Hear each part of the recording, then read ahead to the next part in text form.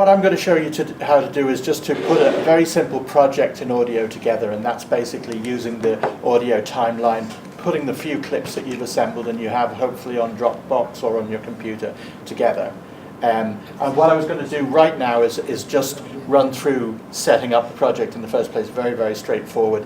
Just open a new project and drop some bits of audio into it, and then you can individually start playing with it, and I'll come around and tell you, debug anything you find isn't exactly as you expected it. Hopefully everything is exactly as you'd expect it, because this is the most, I really was awestruck by After Effects. It's just the most intensely complicated program. Whenever I've looked at it, I just think, oh my good God, what is that?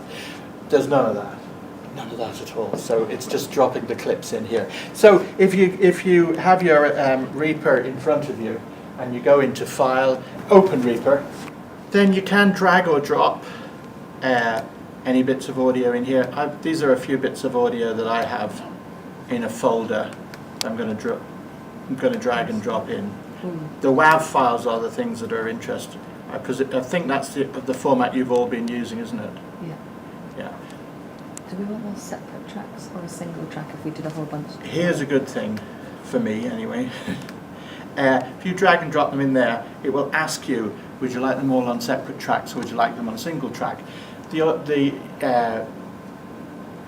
I would say that the purpose of having them on separate tracks is that you can change the relationship of one piece of sound to another. So I'd say that's the way to go. But sometimes if you've made a long recording session and you've just paused after 10 minutes and made a new file, then a single track will work for you, just to keep the kind of time organized. So I'm going to put them in on separate tracks. So they'll all begin at the same point, but you need to, you'll want to move them around. Up here is how you link, whether you move the whole track or all of the tracks or just one track. So can everybody see that button there? Sorry, not that button, that button there. So if it's all lit up green like that, all the tracks are linked together. If it's switched off like that, I can move, if I do select them, I can move the track separately. One thing I would say, this as a default, it's got snapping to point switched on and also this grid switched on, neither of which I find very useful. So I just switch the two of those off. That's the default when you start a project. Which two, sir? Okay, do you see where my cursor is now? Yeah. That's the wrong one, sorry. That one there switches off and on the grid. Do we want that one on the That is up to yourselves. I don't happen to like that. All three of them off. Yeah, Right. And the snapping is switched off because that would snap it to a bar or a point. If you were working with music, that would be off or on? Off is more useful because you want to. If I had it on, There are two. That's on. Now it's on. that's the, So I'll put it off. that would And the other two mean are that'll. still on. Yeah. Off. So that's off as well. But the That would grid mean it is will still jump. on. Yes. Grid. Yeah, bit by bit. One to the right. But if I have it switched off, That's on. then I that's can on. just make very small adjustments of where the piece of audio is. That's off now. Oh, well, what about the first two? That's you can leave them alone. The default is okay for the moment. If we come up against the problem, we'll look at them. You can make your tracks a little bit bigger if you've got, I don't know how many tracks you've got, but you can, use the real estate in the way you'd like to. If you had a piece of audio in the beginning, did you see at the beginning there, if they're all black, they're all selected, they're all going to move together, right, so you got it. need to deselect. Right. Yeah. Okay, now we've got it. Yeah. If you have a little central button on your mouse, you can zoom in and out with that. If you're using a trackpad, two fingers will zoom you in and out. If you're on a Mac with a trackpad, 2 fingers. That'll allow you to zoom into the level of a word or a piece of sound. Games and movies available. Try riftenabled.com. So if I wanted to get rid of Rift enabled or I want to make an insertion at that point, the letter S for split. So I've split that file there. Well, I've split that piece of audio there. I think I probably should say at the beginning, this is non-destructive editing. So all the files that you've made will remain in the directory where you've made. You aren't messing with them at all. You're just messing with a kind of representation of them, a cartoon version. So then if I wanted to remove the piece here, whatever that is. Riftenabled.com. I want to get rid of that. Insert there again, S for split again, and either your delete button, or more accurately, a lot of them call it delete, but as it's non-destructive, you're actually just removing it. That's sort of more logical thing to say, but the delete button does it too. But you know, you can set up the loop up on the top of the timeline if that's what you want to do. Just curious. Yeah. So then, that's the very basics of it, I think. What do you want to do with it? Do you want to, you know, if you've got a take, is the take complete in itself, or do you need to remove a word from it? Is the sound effect what you want to blend with it? So do you want to have that on the channel below it, so you can move them in reference to each other in time? What else might you need to do? And to play the space bar, if you've made a change, you want to see what happens. Of games and movies available, try domesticated virtual reality as a technology. Movies available. Play, and the cursor, any click inserts at the point you click at that.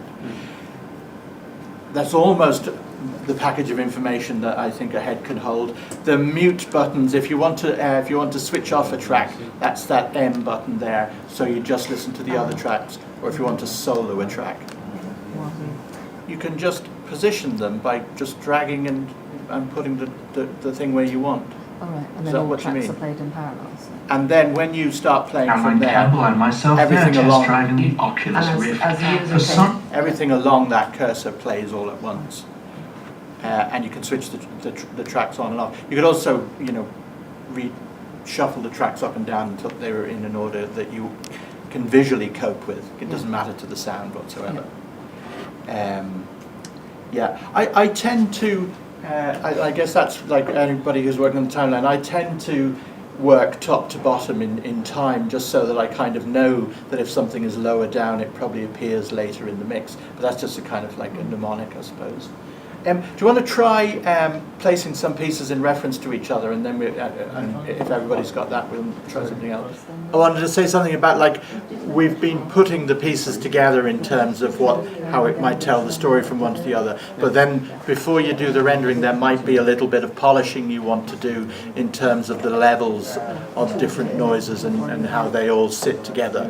So so that's what I just wanted to say a little bit about how you might deal with things like that. So this is a project that's mixed. Did you want to say something, Adrian? So I'm just having trouble rendering it, but carry on with that one. Okay. So in our little project with nothing on it there, I'm working in track 1 there, so I'm just going to open that up a little bit. And the key is V, and that puts that little green line there. And that green line there will affect its volume automation, so it'll affect the level that things on that timeline are, so I could make them louder or quieter. But I can also do that then within a chunk if I just wanted to have a certain word loud. Where is the V? I can't see the The V key, like the S key, just V.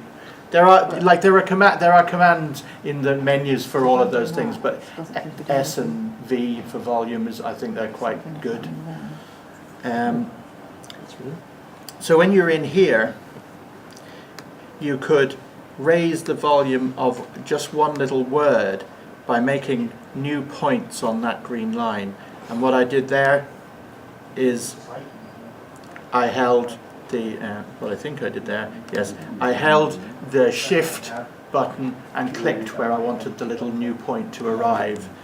Shift and? Click, hold down the shift while clicking. and that will allow you to move that point up, and the volume will follow that point.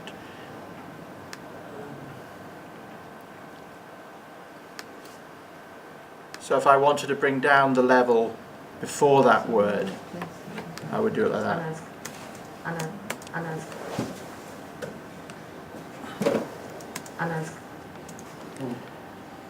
Or if I found that one of the words here at the end was a bit quiet, I might insert some points there to kind of raise that up a bit. Shape it rather than just, shape it rather than just. So if you had things on other tracks that were much louder, see this section here, this little bit of mono is much louder than this section here, so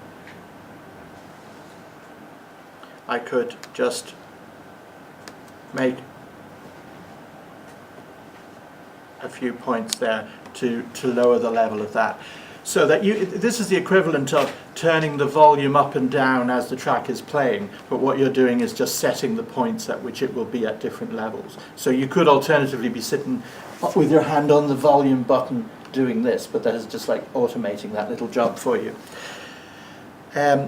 So then if you find that if you've put a whole pile of audio on one track and it's way too low, you might want to just turn up the volume of the whole track, which is that little slider there, and that won't move. You'll just leave that up for the duration that it plays.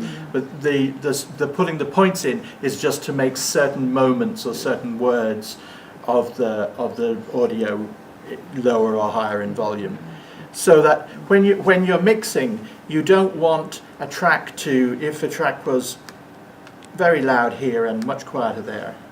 Try the itself from Oculus VR. So The games and movies available. So that there, I would like to, I'm going to press the V and bring it up so that it's a little bit like the level of the first track. Games and movies available. Try pre-order the thing itself from oculusvr.com. Games and movies available. Try pre-order the thing itself from oculusvr. So if you've got one, you're trying to get something that is at kind of a smooth level. It will have peaks, obviously, and that they'll bring you interest. But you don't want to suddenly have a voice that's very quiet and then gets very loud without any meaning for that. You'd monitor that with the mixer. You probably have that up in general. It's under mixer, under file. Is available. Try. That's all a bit loud. Itself from Oculus VR. Ideally, for my uses and for broadcast in general, something that goes to peaks at around -12 on that scale there, -12 decibels, is kind of what you want. It gives you a little room so that if it goes higher than that, it doesn't suddenly distort. So you're trying to get, basically the mix is bouncing around between that -12 and say -18, so that it never goes to indistinctly, inaudibly quiet, but then it never starts screaming in your head. Now, obviously, I'm just talking about if you're working with voices and sound effects, that that in noise music there may be plenty of instances where you want to do other effects. But in this one, it'd be quite good to try and engineer it, to try and mix it so that it was around that -12. Using a combination of the track volume slider and then the automation, the green lines of volume. Is there like a fast way to do a cross dissolve? Yes, just drag them over each other. You see what I'm doing there? Yeah. If you just, those will crossfade there. Games and movies available. Try. Pre-order the thing itself from Oculus VR. Yeah, but it doesn't give you a lot of control over when things come in and out. So, I mean, I would tend to be thinking I would try and do it more across the tracks so that I could have this fading at a slightly different rate and have that fading at a slightly different rate. Just Available. Try and pre-order. yeah, that's not a brilliant data, but just that control in that sort of situation is quite desirable. But if you really, really needed to do it fast, that's what you would do. Yeah, but that would be more. Again, that would be you probably wouldn't do that much with two voices. That might be a piece of music and a voice, because otherwise, done in that fashion, the words are likely to clash with each other in an unsuccessful way. So that's something like if you wanted to do that before you render, but it's another little bit of work, whether you're tired of it or not, is to just try and get an even flow of the sound level, to try and get it in that sort of sweet range between -12 and -6 by adjusting the levels. If you're trying to record something where exactly what the person is saying is very important, then you really need to take them into a quiet space. When you start removing the background sound, and you can do that electronically, I mean, I can show you maybe personally, I don't know if everybody wants to see it. What you would do is you would take a picture, a sort of sound sample of the background noise when nobody was speaking, and then you would ask the plugin to remove all of that background noise.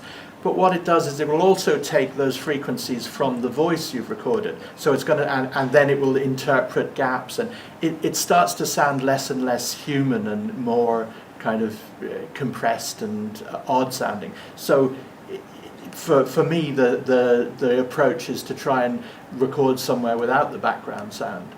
Make that your priority. If you're in a position where you don't want any background sound, the best way to achieve that is to record in a quiet space without the background sound. Now, under the file and render, and that'll pop up a dialog asking you what you want to render it into, and let's select MP3 for the ease of emailing it, and choose where you're going to save it on your own, wherever you've got the Reaper files and your audio files, and then just render that file, and that makes a new MP3 file of the edit you've made. So all your edits disappear from it, and it's just an audio file again. So where do Could we you go to that give again? your email address so people can email it to you? Yeah, and I am Luke at soundsdoable. Ah, right. And you said MP3. Why don't I write it down? MP3. Where's the MP3 option? Yeah.